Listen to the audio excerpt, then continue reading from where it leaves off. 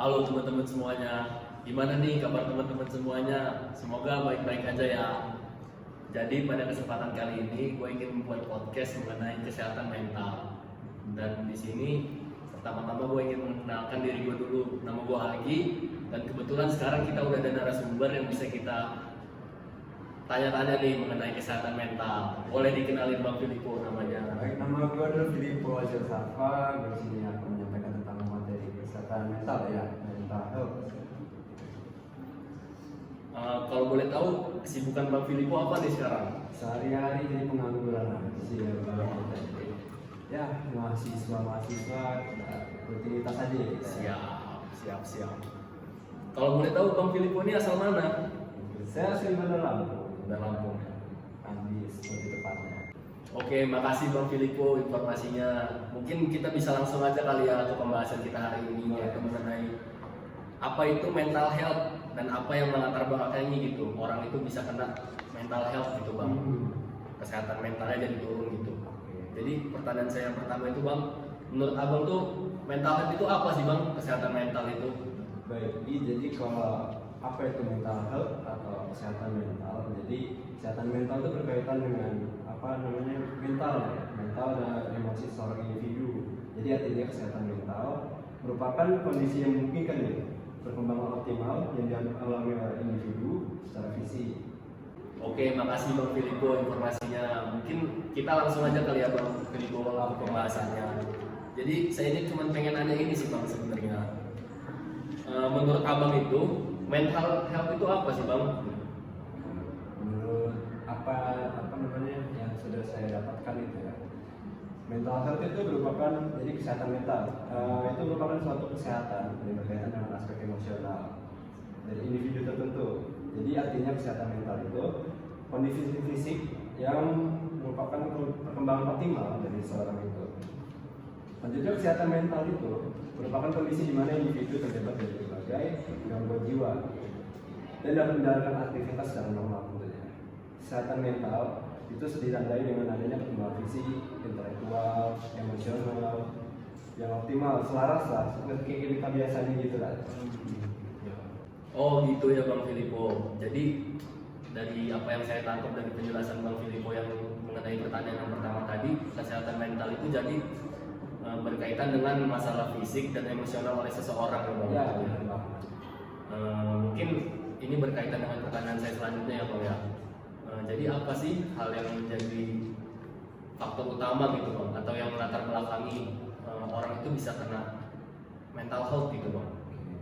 Jadi masalah kesehatan mental itu berkaitan dengan seseorang tidak dapat menyelesaikan diri dalam 4 area, yaitu tidak mampu beradaptasi secara sosial, mengalami gangguan, tidak dapat mengontrol berat badan, merusak tubuh lewat kebiasaan buruk, yang terakhir juga mudah mengalami kelelahan dan bosan.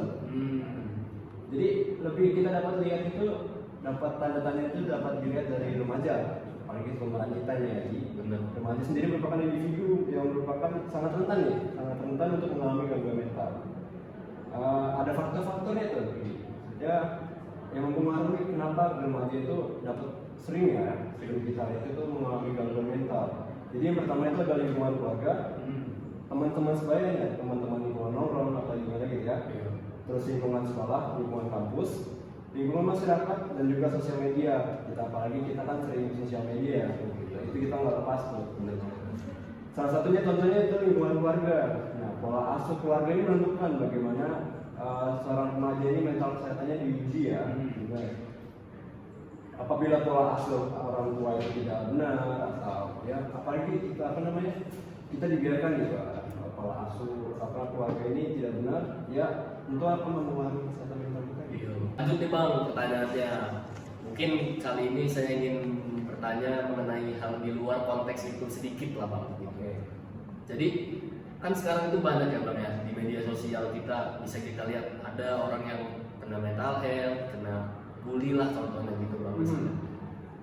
Menurut Abang tuh menurut tanggapan Abang nih, gimana Abang menyikapi hal-hal yang seperti itu gitu Bang? Usia remaja itu memang sangat rentan ya mengalami depresi dan gangguan mental. Usia remaja itu memang lagi gencar-gencarnya orang menjadi jati diri ya. kebanyakan remaja tapi salah mengartikan tuh gimana artinya mencari jati diri. Benar. Ya, sehingga membuat dia itu merasa harus diterima oleh lingkungan yang ingin dia datangi tentunya. Akan tetapi mungkin ya faktor dari diri sendiri, terus gangguan mental pada remaja juga dipengaruhi beberapa hal tentunya. Yang pertama seperti itu tadi, orang tua yang tidak harmonis sehingga membuat trauma masa lalu ya, membuat trauma masa lalu yang dialami oleh seorang remaja tersebut yang tanpa disadari itu dapat selalu meningkat dan menjadikan seorang menjadi temperamental, jadi orang marah, jadi emosi tidak stabil, cemas, terus panik. Terus juga banyak orang tua yang selalu membandingkan nih, apalagi sering membandingin sama anak tetangga ya. Iya. Wah, nilai kamu ini lebih gede loh, apa harus lebih gede dari anak sebelah? Iya, padahal itu nyakitin loh. Iya, sebenarnya itu, waduh, jadi perbandingan sendiri. Iya, Kanan gitu ya. Jadi karena itu support dari orang tua itu sangat penting ya bagi tumbuh kembang anak. Oke bang, mantep banget penjelasan Abang tadi. Mungkin pertanyaan selanjutnya itu berdasarkan keresahan saya gitu ya bang ya. Jadi kan akhir-akhir itu banyak bang gangguan kesehatan mental yang terjadi pada ya anak-anak yang tinggal sendiri gitu bang. Contohnya yang kasus yang baru-baru itu ada bukan pembunuhan bang, bunuh diri malah. Bunuh diri. Jadi dia tuh di kosan bunuh diri dan ada juga bang di hotel dia lompat bang bunuh diri. Bayangin bang bunuh diri. Jadi menurut abang itu bang, baik gak sih bang tinggal sendirian itu dan berhubungan gak dengan kesehatan mental gitu bang? Seperti itu. Sebenarnya ya, perlu diketahui bahwa kondisi kesehatan mental seseorang itu berbeda-beda pastinya. Begitu pula dengan permasalahan latar belakang individu orang tersebut. Terus supportnya dari teman-temannya, lingkungan terdekatnya. Terus juga mempengaruhi kondisi kesehatan mental seseorang. Faktor-faktor lain itu dapat menyebabkan risiko tinggal sendirian, dapat mengaruhi juga ya. Apalagi tadi yang tinggal di kosan sendirian, dia nggak punya teman nih, lingkungan kosannya itu ya tertutup ya, tertutup cenderung sendiri itu dapat mengaruhi nih. Wah, gua nggak punya teman, gua teman-teman gua pada ada nih ya, itu dapat mengaruhi. Terus kemudian ya pola makan balik lagi ya. Jadi dari yang saya tangkap tadi itu mungkin lebih dari cara orang itu menstabilkan emosi dia kali ya bang ya, dan cara dia bersosialisasi dengan yang lain juga ya bang. Jadi dia nggak terus-terusan merasa sendiri gitu bang, dan berpengaruh kesehatan mental dia. Ya, jangan sampai orang tersebut kayak merasa sendiri, apalagi sendiri di kosan itu bahaya banget. Kayak kawan saya tuh biasa. Itu wajar. Iya. Sampai lah ya. Jadi bang mungkin ini salah satu pertanyaan terakhir juga lah bang. Stres dan depresi itu kan bagian dari gangguan kesehatan mental gitu bang. Mungkin saya nanya ke pribadi abang gitu ya. Abang gimana sih cara kalau sedang mengalami stres atau gangguan kesehatan mental gitu? Cara abang mengatasi ke diri abang sendiri gitu untuk melewati itu? Nah, mungkin ya stres yang berkepanjangan itu mungkin dapat bisa menjadi gangguan mental ya, gangguan psikologi seperti depresi salah satunya, dapat mengganggu kesehatan mental. Dan juga fisik nih, coba kayak perasaan, waduh kebeban banget ya, kalau kita stres, pikiran banyak, itu apalagi kita nggak punya duit. Iya, itu depresi gitu ya. Parah itu. Terus juga itu dapat menurunkan kualitas hidup kita nih ya, sehingga ada tadi tuh coba bunuh diri, jangan sampai kita ya. Terus ada juga sebenarnya kesehatan mental itu juga sangat diperlukan untuk kualitas hidup yang baik, dimana mental itu juga dapat menyebabkan gangguan pada fisik, dimana mengatasi kondisi ini dapat dilakukan nih. Ada poin-poinnya ya, saya catat dulu. Yang pertama ini menyibukkan diri tadi, kegiatan positif tentunya, kegiatan negatif. Kita hindari lah kegiatan negatif itu. Seperti yang hal-hal produktif, sehingga tidak ada waktu, mungkin tidak ada waktu senggang, tidak ada waktu kosong, kita sibuk dengan aktivitas kita. Itu sediakan nggak mungkin kita memikirkan hal yang sedih atau yang dapat mengubah pikiran kita. Gitu. Terus yang kedua itu usahakan untuk sering berkumpul, jangan nolep ya. Nggak boleh nolep. Benar. Ya kumpul dengan keluarga, teman atau pasangan kalau ada ya. Waduh. Terus yang ketiga kita lebih harus religius nih, kita ibadah ya. Kalau saya ibadah tiap minggu atau tiap hari komsel atau saya. Itu yang utama sih. Itu yang utama ya, harus kita mendekatkan diri kepada Tuhan. Terus meditasi itu ya kita flashback lagi lah ke apa masalah-masalah kita yang waktu itu lalu itu gimana sih cara penyelesaiannya Iya, gitu ya. Udah habis itu Biar selesai lega gitu ya. lega benar lega udah habis itu kita nggak stres kepanjangan gitu.